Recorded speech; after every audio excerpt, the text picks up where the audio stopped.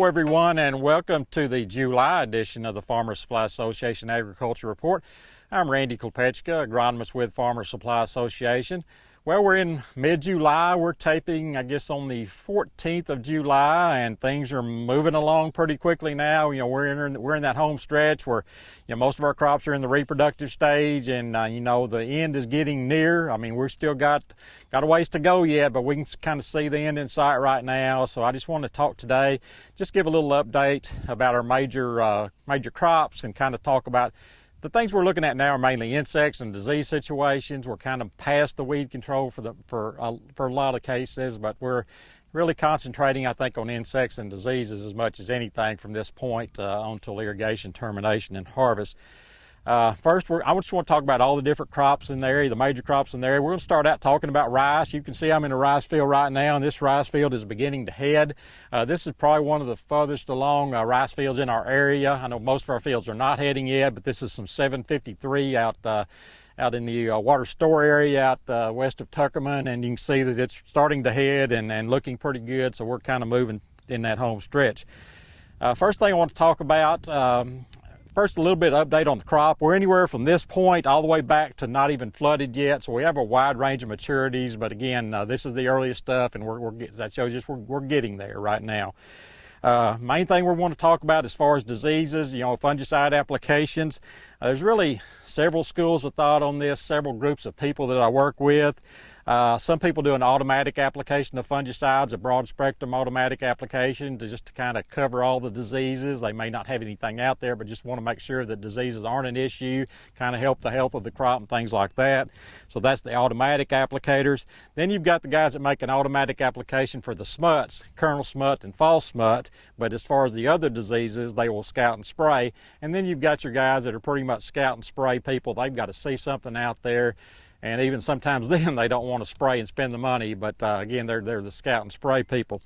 As far as the automatic fungicide applications across the board, as far as timing on that, I really like to see that flag leaf just out of the boot, where you can see the base of the flag leaf. I don't want it fully extended. I don't want to be full boot, but if you can see the base of that flag leaf out of there, I think that's a good timing for an automatic application.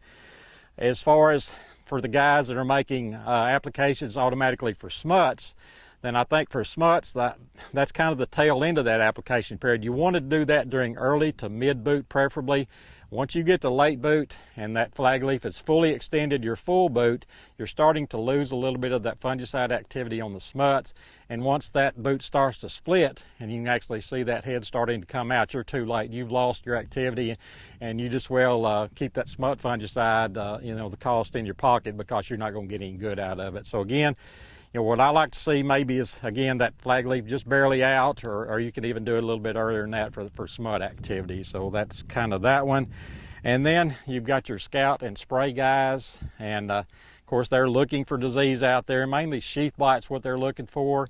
And for those susceptible varieties for sheath blight, I think what you want to do is, get about, according to the university, about 35% positive stops is the threshold on that for the more susceptible varieties. So keep that in mind right there. Also, you want it to be moving up the plant. You want it to be in those top 3 leaves, that third leaf down maybe, and from there, anywhere from there on up. If you start seeing it high in the plant like that, you really need to make that fungicide application there and try to keep that sheath blight low on the plant. As far as blast, we haven't seen a lot of blast in our area in a while. Again, our varieties I think are better in most cases, but if you see those blast lesions on the leaves, first thing you want to do is try to hold a good flood. If you can't hold a good flood, it's a real susceptible situation, and you want to make a blast application. Usually 2 applications if it's a severe situation. Make that first application at that full boot stage, and when that flag leaf can get good coverage on it. That second application, you don't want the head fully out. You want the head coming out, maybe 50 to 75% of the way out of that boot, but you don't want the base of that panicle exposed, because once that's the case, then you're too late. So that's kind of our fungicide timings right now for rice, and we're entering that period right now. If you have questions, give me a call. Moving to insects, of course, rice stink bug is the main thing we think about in that. And the treatment, once heading gets underway, the treatment threshold is 5 stink bugs per 10 sweeps of the net for the first 2 weeks after that begins. Then the second 2 weeks of heading, it moves up to 10 stink bugs per 10 sweeps. So those are your thresholds. Keep those in mind, and I think they're really good thresholds according to the research. So keep those in mind and utilize those. We've got some guys that do the automatic fungicide, insecticide application. Of course, for the fungicide, you're doing that generally before heading, so really there's no much benefit from putting that insecticide in with a fungicide. I know it's cheap, and people say it's cheap, just well go ahead and do it, but the research from the university shows there's really no benefit. I mean, again, you're not wasting a lot of money if you do it, because doesn't cost very much. But what you're going to see in their tests actually is when prime time gets here and it's headed out, and you're really needing to make a stink bug application. If you've made that automatic one earlier, what they see is generally that the stink bug numbers are actually higher in those places than where you hadn't made that automatic one, because you're making some, you're getting rid of some beneficials. Plus, the stink bugs are generally flying in anyway from somewhere else. So that early application before heading is really not going to help you much. So, you could probably avoid that one in most situations and save you just a little bit of money right there. Armyworms, not a big widespread problem. Zylan Hollis, who's an agronomist in the Tuckerman office, did find some armyworm feeding in a field near Cache. So you have to be aware of that, especially in fields maybe that aren't flooded well, or it can be anywhere. But the university does have a treatment threshold now for armyworms that are defoliating rice plants. At the green ring or beginning internode elongation stage, if you've got about 20% defoliation, they recommend going and heading and making an application of insecticide to knock those armyworms out and stop that defoliation. So keep that in mind. Again, where they're defoliating those leaves, they can affect yield, obviously. So again, 20% defoliation at green ring, and a lot of times it'll just be certain areas of the field that you may have to treat. So remember that. Moving away from rice to soybeans, the fungus in our soybean situation is all across the board. We've still got some seed probably still in the bag that hasn't been planted yet. And on the other side of the spectrum, we've got R5 beans that have full-size pods, with the soybeans starting to expand within the pod. So, a wide range of maturities. I'm telling everybody our rice crop really looks good, and our soybeans are just all across the board. We've got some good beans out there, and we've got some that you got a long ways to go yet. Some spotty stands because of some moisture situations when we tried to plant here recently. So again, it's all across the board. As far as fungicide applications on soybeans, a lot of guys do an automatic fungicide application on soybeans, especially if they have good potential, good irrigated beans with those, 40, 50 plus, and, up in higher, yield possibilities out there. These guys are really making a lot of automatic fungicide applications where they have that kind of yield potential out there. As far as growth stage for that, a lot of people, tend to trend towards an R3 application. R3 to R4 is kind of where you want to be for that first application or that application. I like leaning towards the R4 for the simple reason that if you're still healthy at R3, I tend to wait to R4. That way I know I've got enough residual in that fungicide to carry me through seed fill. So I'll wait a little longer than that R3 stage to make that application. Now, if you're really a intensive management type guy and you're wanting to make 2 fungicide applications, obviously you'll make that first one a little before that. But if you're making 1 fungicide application, I tend to wait towards the R4 stage and go ahead and make it then, and hopefully you'll have enough fungicide out there to carry you through seed fill there.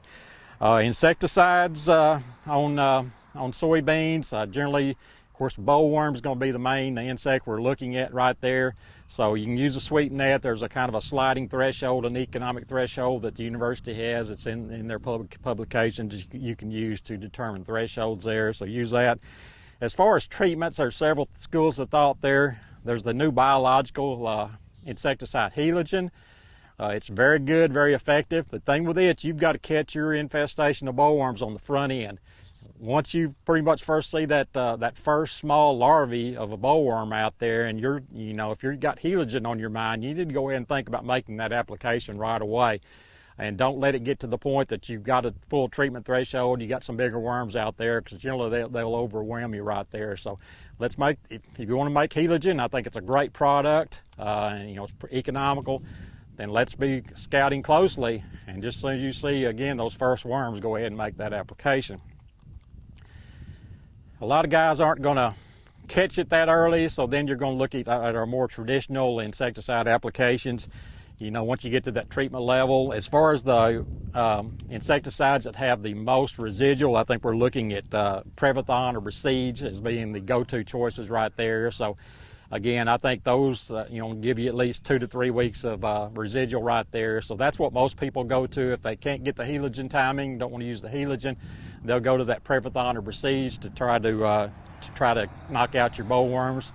There are some people out there that use the synthetic pyrethroids, the lambdicides, the generic karate, and it's kind of a little more risky application. It's cheap, but generally there's 2 things that can happen. One, they may not be as effective as the other, as the Prevathon, Besiege type materials.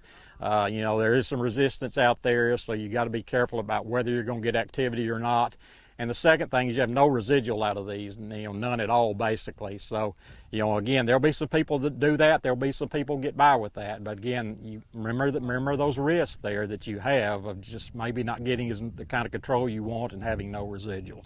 So that's the insect situation in soybeans. I want to finish up quickly with corn. I think most of our corn guys make an automatic fungicide application, have made one, and they're in good shape. But southern rust is entering our area usually earlier than it usually does. So beware of that. If you have not made a fungicide application on your corn, do 2 things. Either go ahead and make that fungicide application right away, or be scouting real closely to see if you're getting it. That way you can make that fungicide application. But again, I think most guys have probably already made one. If you have, good. If you haven't, then either get you another one out there or be looking closely. So, that's where we're at right now. Again, we're taping on July 14th, and hopefully by the time we tape next time in mid-August, we'll be really, really close to harvest. I don't think we'll be harvesting anything at that point, but we'll be getting very close. So until then, this has been Randy Kopechka with your Farmers Supply Association Agri Report for July.